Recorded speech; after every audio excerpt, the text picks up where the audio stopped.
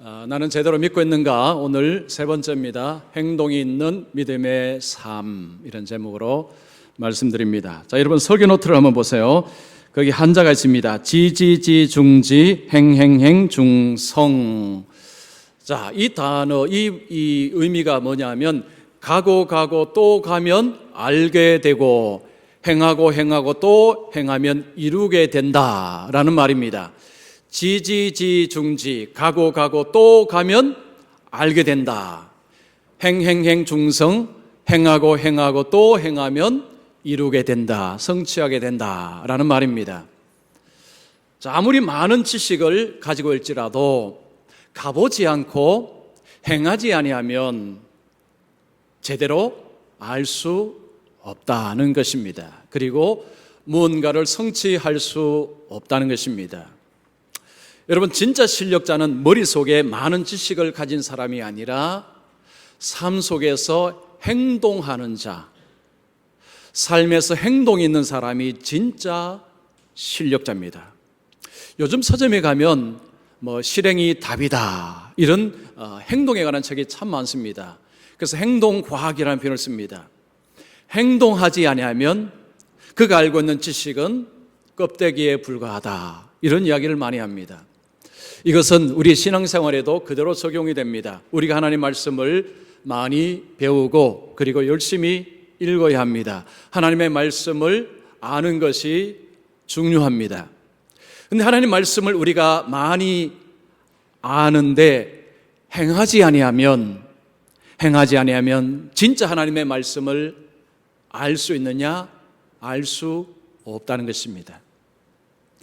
자, 이것을 좀 다르게 표현해서 진짜 예수님을 믿는다라는 것은 성경의 지식을 많이 알고 있는 것으로 증명되지 않는다는 것입니다. 어떤 사람이 많은 성경의 지식을 알고 있습니다. 성경하면 줄줄줄 나옵니다. 그래서 사람들이 야, 저 사람 참 믿음이 좋다라고 하지만 그러나 그렇지 않을 가능성도 있다라고 이야기합니다. 성경은 많이 알지만 그 믿음이 아무런 힘이 없는 죽은 믿음일 수 있다. 이것을 오늘 본문을 통해서 하나님이 말씀합니다.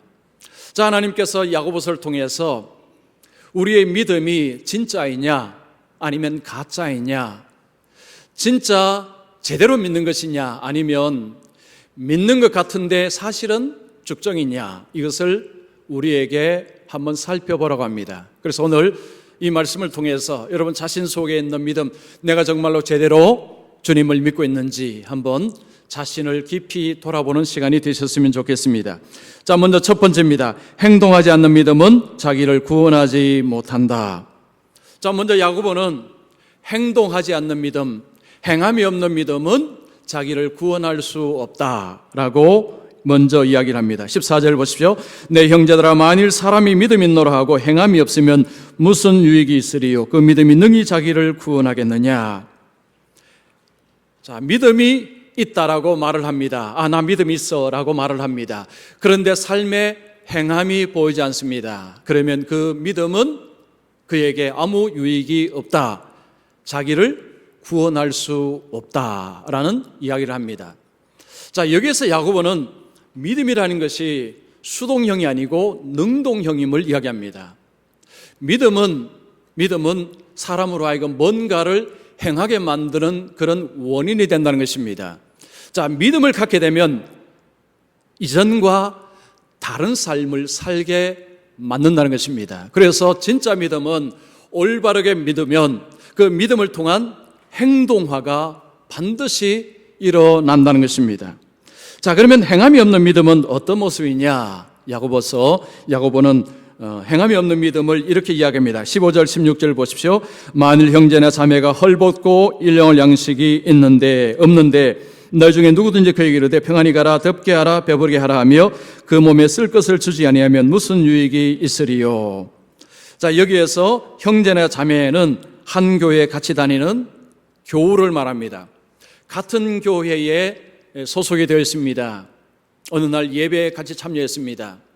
어떤 사람이 헐벗었습니다. 남난 옷을 입었습니다. 제대로 먹지 못했습니다. 배에서 꼬르륵 소리가 납니다. 그 사람을 향해서 이렇게 말합니다. 평안히 가라, 덥게 하라, 배부르게 하라. 이 평안히 가라는 것은 유대인들이 하는 인사, 샬롬입니다. 샬롬. 유대인들은 서로 간에 샬롬을 인사합니다. 평안하십시오. 우리도 이제 이런 인사하죠. 헐벗고 먹을 것이 없는 극도의 가난 가운데 있는 한 성도에게, 한 교우에게 평안하십시오. 그리고 이뿐만 아닙니다. 덥게 하라. 옷을 따뜻하게 입으십시오. 그리고 배부르게 하라. 잘 드셔야 됩니다.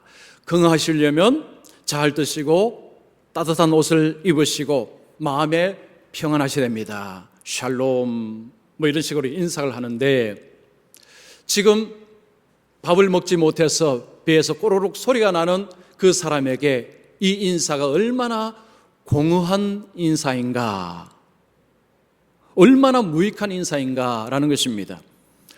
여러분, 이 인사는요, 나쁜 것이 아닙니다. 보통 사람에게 이 인사는 좋은 인사입니다. 샬롬, 좋은 인사입니다.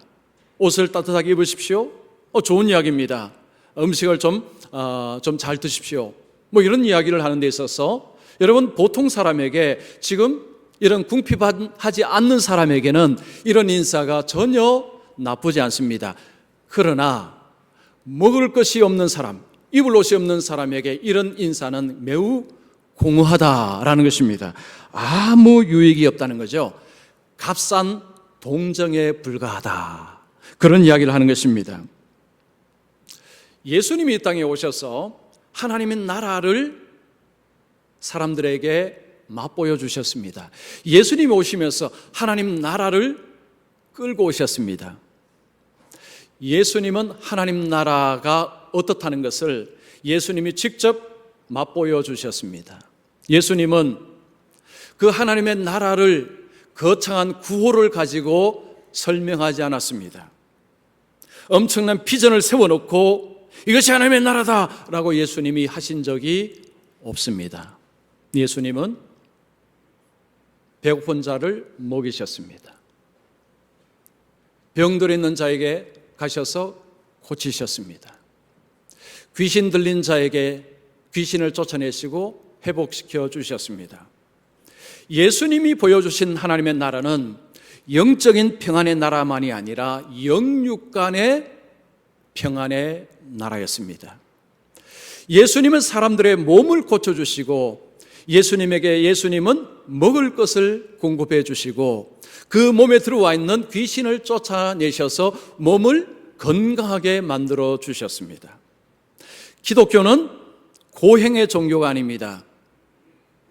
다른 종교에서 고행을 하지만 여러분, 기독교는요, 고행을 주로 이야기하는 종교가 아닙니다.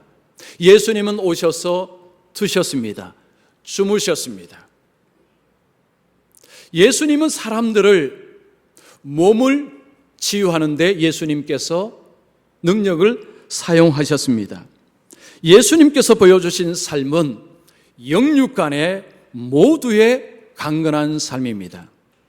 샬롬이라는 것은 영적으로만 평안한 삶이 아니라 영과 육 모두의 평안한 것이 샬롬입니다. 예수님께서 보여주신 샬롬이 바로 그런 것이었습니다. 그래서 예수님께서는 예수님의 제자들이 이 땅에서 살아갈 때에 입으로만 샬롬 외칠 것이 아니라 삶으로 샬롬을 보여주라는 것입니다. 그것이 바로 힘들고 어려운 자에게 구체적으로 도움을 주는 것입니다.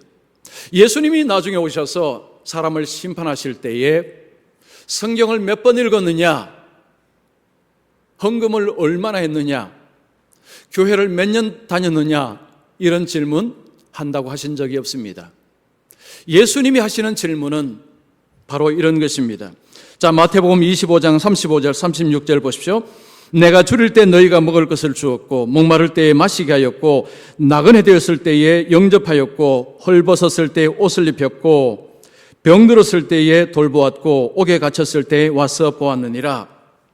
예수님이 보시는 기준은 바로 이런 것입니다. 줄일 때에, 목마를 때에, 나그네 되었을 때에, 헐벗었을 때, 병들었을 때, 옥에 갇혔을 때에 너는 나에게 도움을 주었느냐? 여기서 예수님이 나라는 것은 우리 이웃입니다. 너의 이웃에게 이런 도움을 직접적으로 준 적이 있느냐?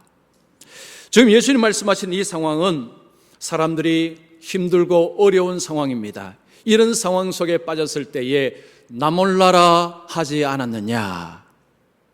그들에게 그냥 말로만, 좋은 말로만 인사하지 않았느냐? 그렇다면 그 믿음은 아무런 유익이 없다. 근데 이 표현을 17절에 이렇게 표현합니다. 이와 같이 행함이 없는 믿음은 그 자체가 죽은 것이라. 유익이 없다는 표현을 넘어서서 그런 믿음은 죽었다라고 표현합니다. 이 죽었다는 것은 두 가지 의미가 있습니다. 하나는 유익이 없다는 것입니다. 유익이 없다. 너를 구원하지 못한다. 두 번째는 해롭다는 뜻입니다. 행함이 없는 믿음은 해롭답니다. 자, 지금 배가 고픕니다. 몇 끼를 못 먹었습니다. 근데 같은 교회 성도가 와서 음식을 좀 잘 드셔야 됩니다 라고 인사를 하면 그 사람을 낙담시킵니다. 그 사람을 괴롭히는 말입니다. 그 사람의 고통을 주는 표현입니다. 차라리 그 말 안 하는 게 낫습니다. 행함이 없는 믿음은 상대방에게 고통을 준다는 것입니다. 자, 그래서 이 행함이 없는 이 믿음이 얼마나 나쁜 것이냐? 죽었다라는 표현을 씁니다. 26절에 보시면 영혼 없는 몸이 죽은 것 같이 행함이 없는 믿음은 죽은 것이니라. 영혼이 없는 몸과 똑같다. 영혼이 없으면 몸은 죽은 몸이죠. 시체입니다.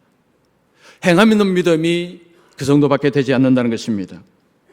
성경에 보면 바울은 이 믿음이라는 것이 반드시 행함으로 드러나게 되어 있다라고 설명합니다. 갈라디아서 5장 6절을 보십시오. 그리스도 예수 안에서는 할례나 무할례나 효력이 없이되 사랑으로서 역사하는 믿음뿐이니라. 바울이 이야기합니다. 그리스도 안에서는 믿음이라는 것이 뭐라는 것입니까? 사랑으로 역사한다고 합니다. 자, 어떤 사람에게 믿음이 들어왔습니다. 예수를 믿습니다. 그러면 그 삶 속에 사랑이 나타난답니다. 그 사랑은 구체적으로 행동으로 표출이 된답니다. 가난하고 힘들고 어려운 자들에게 섬김과 봉사를 통해서 그 믿음이 구체적으로 표현이 된다는 것입니다. 에베소서 2장 10절 보십시오. 우리는 다 그가 만드신 바라 그리스도 예수 안에서 선한 일을 위하여 지으심을 받은 자니 이 일은 하나님이 전에 예비하사 우리로 그 가운데서 행하게 하려 하심이라. 하나님께서 우리를 부르신 것은 행하게 하기 위해서 우리를 부르셨습니다. 무엇을 행하는 것입니까?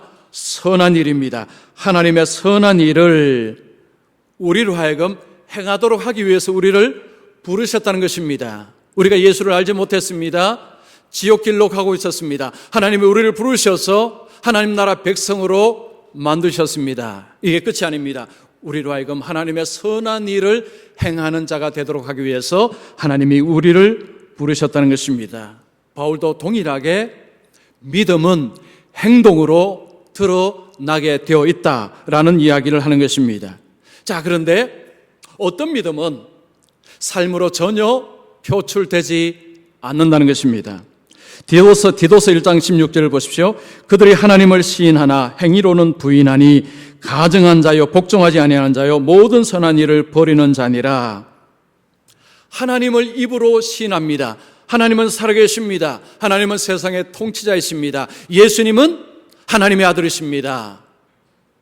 고백을 합니다. 그런데 삶에 가니까 전혀 믿음의 사람 같지가 않습니다. 여기 보십시오. 복종하지 아니하는 자요 선한 일을 행하지 아니하는 자라고 했습니다.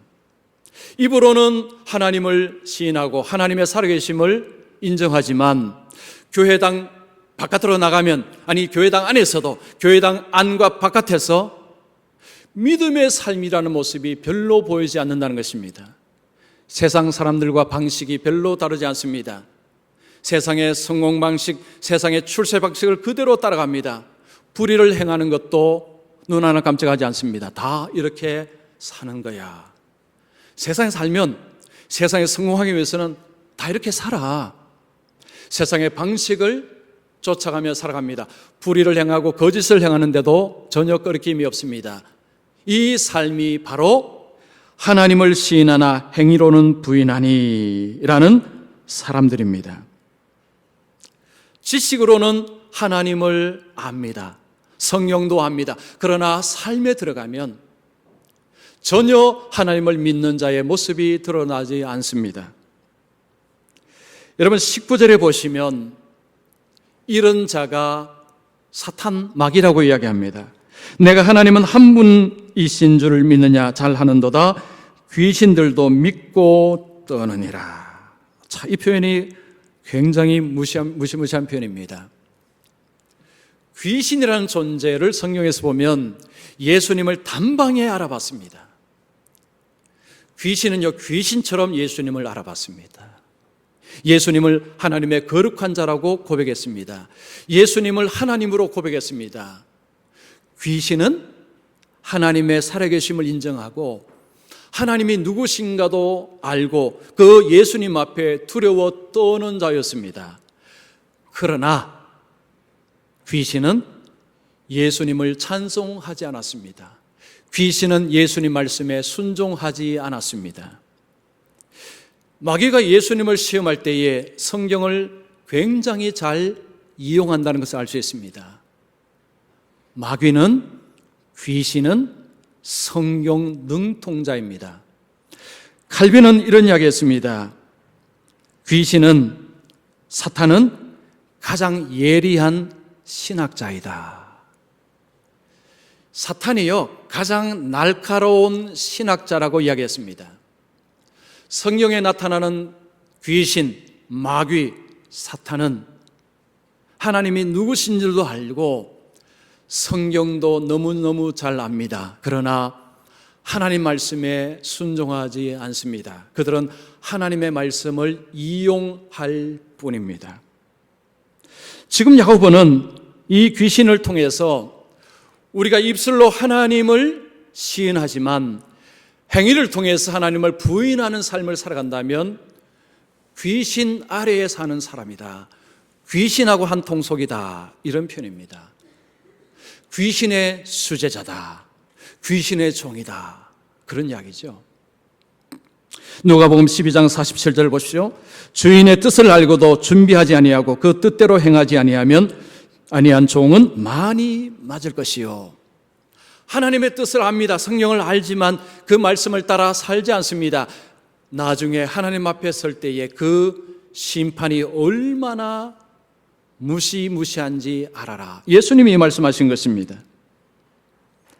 하나님의 뜻을 입으로 줄줄 이야기하지만 정작 본인은 그 말씀에 따라 순종하지 않습니다. 삶으로 하나님을 드러내지 않습니다. 그가 당할 심판이 얼마나 무섭겠는지 기억하라는 것이 주님의 말씀입니다. 자, 여러분 자신을 한번 살펴보시죠. 나는 지금 나의 믿음은 행함이 없는 믿음이 혹시 아니십니까? 입으로는 하나님을 인정합니다. 하나님을 긍정합니다. 하나님이 누구신지 말할 수 있습니다. 그러나 교회당 밖을 나가면 다 감춰버립니다. 다 감춰버립니다.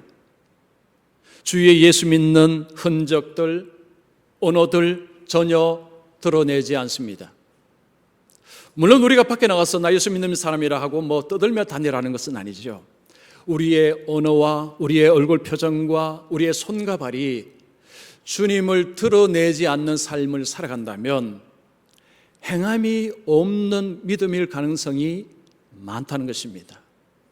자, 행함이 없는 믿음은 죽은 것이라 자신에게 유익이 없고 다른 사람에게 해를 끼친다라고 말씀합니다.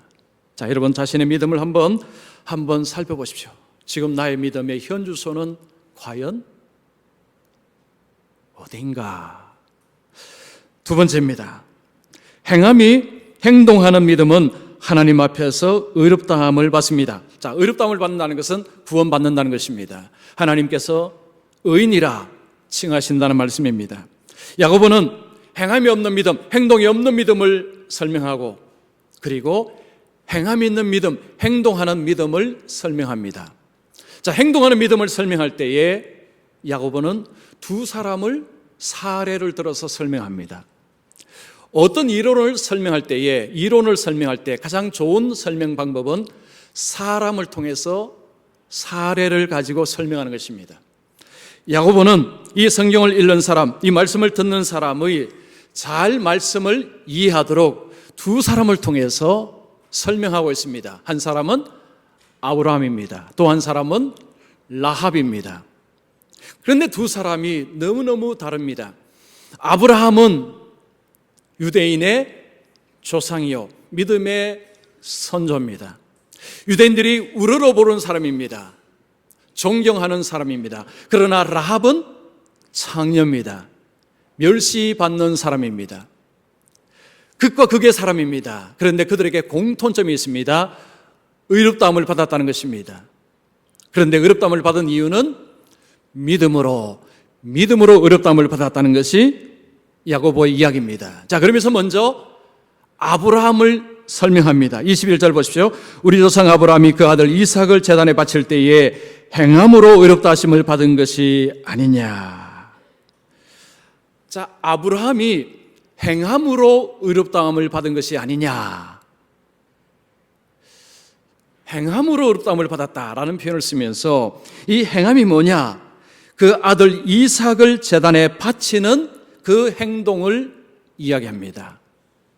창세기 22장에 가면 아브라함이 독자 이삭을 제물로 바치는 광경이 나옵니다. 하나님께서 아브라함에게 독자 이삭을 제물로 바쳐라 명령하셨습니다. 이 명령을 받들고 아브라함은 벌떡 그 다음날 아침에 아들을 데리고 3일 길을 걸어갔습니다.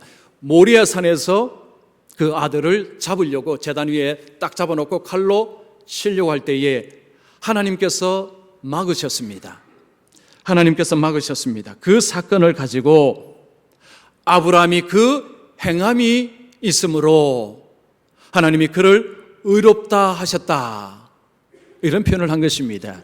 자, 그런데 이 말씀 들으면 한 가지 의문이 생깁니다. 사람이 의롭다함을 받는 것은 믿음이라고 성경은 말씀하고 있는데 야고보는 행함이라고 표현하고 있습니다. 이게 좀 이상합니다. 여러분, 로마서 3장 28절을 보십시오. 사람이 의롭다 하심을 얻는 것은 율법의 행위에 있지 않고 믿음으로 되는 줄 우리가 인정하노라. 성령께서 바울을 통해서 우리가 의롭게 되는 것은 믿음으로만 의롭게 된다. 성령이 바울을 통해서 이 이야기를 하였습니다. 그런데 지금 성령이 야고보를 통해서 하신 이야기는 행함으로 의롭다 하심을 받은 것이 아니냐. 아브라함이 행함으로 의롭다함을 받았다라고 이야기하니까 이 두 가지가 배치됩니다. 상반됩니다. 바울은 믿음으로, 야고보는 행함으로. 이게 좀 이상합니다. 그래서 어떤 사람은요, 이 야고보서는 이상하다, 야고보서는 성경에서 빼야 된다, 이런 사람들이 역사상 있었습니다. 자, 그러나 이 야고보 하는 이야기 21절, 22절, 23절을 보면 야고보도 결국은 믿음을 이야기합니다. 자, 믿음을 이야기하는 가운데서 21절에서는 행함을 좀 더 강조해서 표현을 하고 있을 뿐입니다. 바울이 표현하는 것을 한번 보시고, 다시 로마서 3장 28절 보시면 율법의 행위에 있지 않고, 사람이 의롭다함을 받는 것은 율법의 행위에 있지 않다. 자, 이 표현을 유심히 보십시오. 바울은 율법의 행동으로 의롭다함을 받을 수 없다라고 이야기를 합니다. 반면에 야고보는 믿음의 행함으로 의롭다함을 받는다 말하는 것이 다릅니다. 자, 율법의 행위라는 것은 뭐냐면 구약의 율법을 쫓아서 행동하는 것입니다. 특별히 여기서 말하는 것은 율법 중에서 의식법을 말하는 것입니다. 의식법. 자, 의식법은 할례법, 안식일법, 절기법, 제사법, 이런 것들이 의식법입니다. 유대인들은 이런 의식법을 순종해야 구원을 받는다고 가르쳤습니다. 그런데 바울은 그런 율법의 행위로는 하나님 앞에서 구원을 받을 수 없다라고 설명하는 것입니다. 자, 다시 정리하면요. 바울이 말하는 행함은 율법의 행동입니다. 할례를 받아야 됩니다. 안식일 지켜야 됩니다. 제사를 지내야 됩니다. 이게 동물 제사죠. 이런 제사를 지내야 하나님 앞에 의롭다함을 받습니다. 라고 이야기할 때에 no! 그렇지 않습니다. 그런 율법의 행위로는 하나님 앞에 구원을 받을 수 없습니다. 바울은 그 이야기를 하는 것입니다. 자, 그런데 야고보는 그 율법의 행동으로 의롭다함을 받은 것이 아니라 믿음으로 인한 행동으로 의롭다함을 받았다라는 설명을 하는 것입니다. 야고보 하는 것은요, 율법의 행위가 아니고 믿음으로 인한 결과인 행동으로.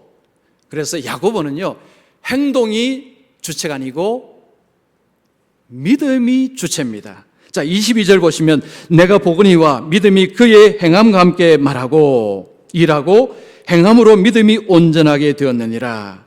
자, 22절에 오면 행함으로 믿음이 온전해진다. 즉 믿음을 부각시키고 행함은 그 믿음을 부각시키는 보조 수단이다라는 것입니다. 21절만 보면 오해할 수 있습니다. 그러나 22절에 내려오면 결국은 야고보도 하는 이야기는 행동은 그 믿음을 떠받드는 기둥이다, 기초다, 그 이야기를 하고 있습니다. 그래서 믿음이 온전하게 되는 비결은 그 행동을 통해서 믿음이 온전하게 되는 것이다. 믿음을 이야기합니다. 자, 23절에 오면 좀 더 믿음을 부각시킵니다. 이에 성경에 이른바 아브라함이 하나님을 믿으니 이것을 의로 여기셨다는 말씀이 이루어졌고, 창세기 15장 6절에 이 말씀이 있습니다. 아브라함이 하나님을 믿으니 하나님이 그를 의로 여기셨다. 이 말씀을 인용하면서 야고보가 이야기하는 핵심은 그겁니다. 아브라함이 하나님 앞에 의롭다함을 받은 것은 그의 믿음 때문이다. 그런데 그의 믿음이 진짜 믿으니 그의 삶에 아들을 바치는 이런 행동이 나타난 것이다. 이렇게 설명을 하는 것입니다. 야고보가 지금 21절, 22절, 23절 내려오면서 주장하는 핵심은 믿음입니다. 근데 그 믿음은 행동이 반드시 따라오는 믿음, 그 믿음이 진짜 믿음이다라는 설명을 하는 것입니다. 하나님은 이런 아브라함을 친구라고 불렀습니다. 벗이라고 불렀습니다. 친구는 비밀을 터놓는 사이입니다. 정말로 친한 친구 사이에는 허물없이 이야기를 주고받을 수 있습니다. 소돔성을 하나님께서 멸망시키실 때 그 전에 아브라함에게 하나님은 미리 말씀해 주셨습니다. 예수님께서도 비슷한 이야기를 하셨습니다. 요한복음 15장 14절 15절 보시면 너희는 내가 명하는 대로 행하면 곧 나의 친구라. 내가 내 아버지께 들은 것을 다 너희에게 알게 하였음이라. 예수님을 따라서 살아가는 사람은 예수님이 너는 나의 종이 아니라 친구다. 내가 많은 것을 알려주었다. 알려주겠다. 라는 말씀입니다. 참된 믿음은 제대로 믿을 때에는 그 믿음에 따른 행위, 행함, 행동이 드러난다는 것입니다. 또한 야고보는 라합을 들어서 설명합니다. 25절에 보시면 또 이와 같이 기생 라합이 사자들을 접대하여 다른 길로 나가게 할 때에 행함으로 의롭다 하심을 받은 것이 아니냐. 여기에도 행함으로 의롭다함을 받은 것이 아니냐. 라합이 하나님 앞에 의로운 자가 되었는데 행함으로 의롭다함을 받았다라고 표현을 씁니다. 그래서 25절만 보면 하나님이 라합을 그 행함을 통해서 의롭다함을 주셨다라고 오해할 수 있습니다. 그러나 히브리서 11장에 보면 그렇지 않습니다. 히브리서 11장 31절 보시면 믿음으로 기생 라합은 정탐꾼을 평안히 영접하였으므로 순종하지 아니하는 자와 함께 멸망하지 아니하였도다. 히브리서는 기생 라합이 정탐꾼들을 숨겨준 이유는 그가 믿음이 있었기 때문이다 라고 설명을 합니다. 이스라엘 백성들이 가나안 땅을 향해서 갈 때 첫 관문이 여리고성이었습니다. 그 여리고성을 정탐하도록 하기 위해서 정탐꾼들을 보냈습니다. 그런데 거기서 발각이 되었습니다. 어디에 숨었느냐? 라합의 집에 숨었습니다. 라합은 적을 숨겨준 것입니다. 이거 발각되면 라합과 그의 모든 가족은 다 죽을 수 있습니다. 그런데 이 엄청난 일을 한 이유가 뭐냐? 믿음 때문이라는 것입니다. 자, 그의 믿음이 뭐냐? 한번 보겠습니다. 여호수아 2장 11절 보십시오. 우리가 듣자 곧 마음이 녹았고 너희로 말미암아 사람이 정신을 잃었나니 너희 하나님 여호와는 위로는 하늘에서도 아래로는 땅에서도 하나님이시니라. 라합은 여리고성에서 이스라엘 백성들이 몰려온다는 소식을 들었습니다. 그런데 라합이 들은 소식은 단지 이스라엘 백성들이 온다는 소식이 아니라 그 이스라엘 백성 위에 계신 하나님에 관한 이야기를 들었습니다. 그 이야기를 들었을 때 마음이 녹았고 정신을 잃었다고 했습니다. 그러면서 라합이 고백합니다. 하늘과 땅에 오직 신은 한 분밖에 없다. 이스라엘의 하나님만이 진짜 신이시다라는 고백을 한 것입니다. 그 가나안 땅에도 수많은 우상들이 있습니다. 근데 라합은 그 모든 것은 다 가짜다. 진짜 신은 이스라엘의 하나님밖에 없다라고 믿었다는 것입니다. 이 믿음이 엄청난 위험을 감수하고 정탐꾼들을 숨겨주는 행동을 할 수 있었다는 것입니다. 그래서 히브리서는 믿음으로 라합은 정탐꾼들을 숨겨주었다, 이런 표현을 한 것입니다. 자, 아브라함과 라합의 공통점은 행함이 있었는데 그 행함이 일어난 원인은 믿음이 있었기 때문에, 하나님을 진실로 믿었기 때문에 그런 엄청난 행동이 따라올 수 있었다, 그 이야기를 하는 것입니다. 내 생애의 마지막 한 달이라는 책이 있습니다. 이 책은 휴스턴에 가면 우드랜드 펠로십 교회가 있습니다. 이 교회 목사님이 캐리 슉입니다. 캐리 슉 목사님이 이 책을 썼는데 이 책에 이런 이야기가 있습니다. 어느 날 이 캐리 슉 목사님이 휴스턴에 있는 노숙자들이 신발이 부족하다, 그런 이야기를 들었습니다.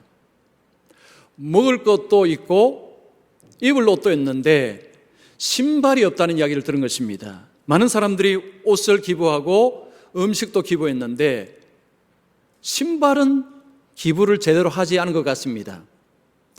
이 목사님이 그 이야기를 듣고 어느 주일날 제 말씀을 전하면서 그 상황을 이야기를 했습니다. 그리고 설교 마지막에 이런 이야기를 했습니다. 여러분, 예배를 마치면 앞으로 나오셔서 여러분이 신고 있는 신발을 벗어서 강단 위에 다 놓고 양말을 신은 채로 예배당 문을 빠져나가십시오.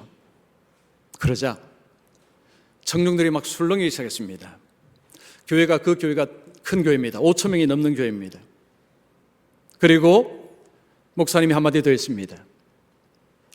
우리도 그들이 겪는 아픔을 한번 같이 겪어봅시다. 예배를 마쳤습니다. 어떤 일이 벌어졌을까요? 사람들이 앞으로 나오기 시작합니다. 자신의 신발을 벗어서 강단 위에 여기 다 놓기 시작합니다.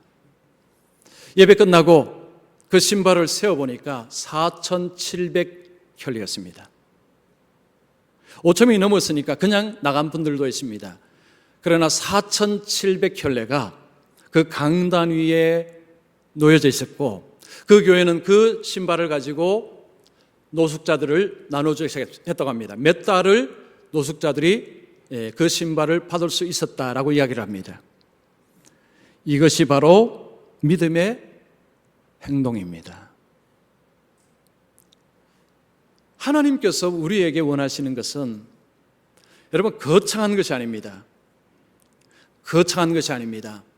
우리의 삶 속에서, 우리의 삶에서 우리 주위에 있는 사람들을 돌아보라는 거죠. 나보다 못한 사람, 나보다 연약한 사람을 관심을 가지고 보라는 것입니다. 믿음 있는 사람은 옆에 사람을 무시하지 않는다는 거죠. 사랑으로 그들을 바라보고 그들에게 필요한 도움을 준다는 것입니다.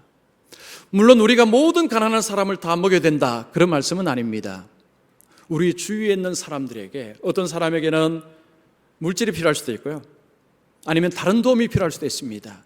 그들에게 필요한 실질적인 도움을 줄 수 있는 삶이 믿음과 플러스 행동이 있는 삶이라는 것입니다. 행동이 있는 믿음의 삶이라는 것입니다. 우리는 순종하면 굉장히 거창한 것을 행합니다. 재산을 다 팔고 아니면 저 아프리카에 가서 저 먼 나라에 가서 복음을 전하는 삶을 생각하는데, 물론 그렇게 부르심을 받은 사람들도 있지만 그러나 보통은 그렇지 않습니다. 우리 주위에, 여러분 주위에 있는 사람들을 돌아보라는 거죠. 제대로 된 믿음, 진짜 믿음은 나만 행복하고 나만 잘 살고 나만 배부른 것에서 만족하는 삶이 아니라는 거죠. 주님이 이 땅에 오셔서 하신 것처럼 다른 사람에게 실질적인 필요를 채워줄 수 있는 삶을 살아가는 것. 우리가 가진 것들 중에서 하나님께서 우리에게 주신 것을 나누며 섬길 수 있는 삶, 이게 바로 행동이 있는 믿음의 삶이라는 것입니다. 자, 정리하겠습니다. 행동이 없는 믿음도 있습니다. 입으로는 하나님을 신합니다. 그러나 삶으로는 하나님이 전혀 드러나지 않습니다. 예수 믿는 사람인지 전혀 표시가 없습니다. 그 믿음은 자기를 구원할 수 없습니다. 그러나 예수를 믿고 주님이 나의 삶 속에 무엇을 원하실까? 하나님이 내게 원하시는 것이 무엇인가를 가지고 가정에서, 교회에서, 여러분 직장에서 어디에서든 간에 주위의 다른 사람들에게 선을 베풀고 사랑을 베풀고 살아갈 때 여러분의 믿음은 산 믿음이요, 여러분을 구원하는 믿음이요, 다른 사람에게 도움을 주는 믿음이요, 하나님의 구원을 받고 하나님께 복을 받는 믿음이라는 것입니다. 자, 여러분 어떻습니까? 자신을 보십시오. 나는 지금 행동하는 믿음인지 행동이 사라진 믿음인지 이런 자신을 한번 깊이 살펴보시면서, 자, 오늘 예배하신 모든 분들은 행함이 없는 죽은 믿음은 버리시고 행함이 있는 하나님을 기쁘시게 하는 그 믿음으로 살아가셔서 하나님 앞에 복과 은혜를 받아서 누리는 그런 삶이 되시기를 축원합니다. 자, 우리 한번 기도하겠습니다.